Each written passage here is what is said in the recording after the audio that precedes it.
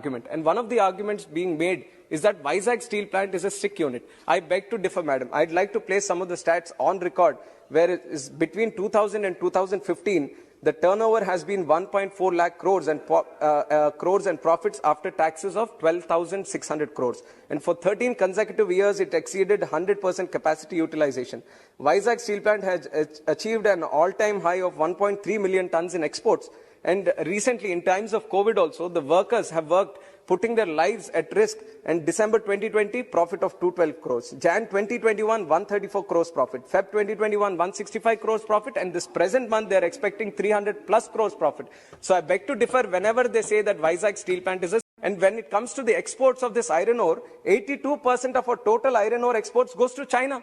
We are blocking apps from China. We are trying to see that made in India be boosted. Now 80% of iron ore is going to China, and China accounts for all the global steel output. When you have such good functioning steel plants within the country, why don't you give the existing iron ore to them and help them, which is under your own unit? But the second argument, where taxpayers' money is being used, I'd like to present my case here also. Since the inception of the Vizag Steel Plant, the contribution from the central government to the plant has been 4,900 crores in terms of equity and 1,300 crores in terms of restructuring package. So the total amount given is 6,200 crores.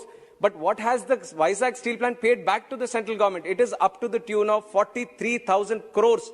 It is 5 times more than what the central government has donated, has given to the Vizag Steel Plant. So 43,000 crores in terms of taxes and dividends has been... High market prices for raw materials are reducing the profitability of PSUs, and this is happening across the country also. And one specific example that I want to take, since I come from Andhra Pradesh, is the Visakhapatnam Steel Plant.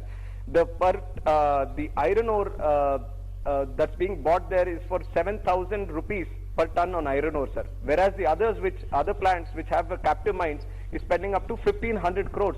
Which means that the Vizag Steel Plant currently spends a whopping 65% on just the production cost on raw material alone.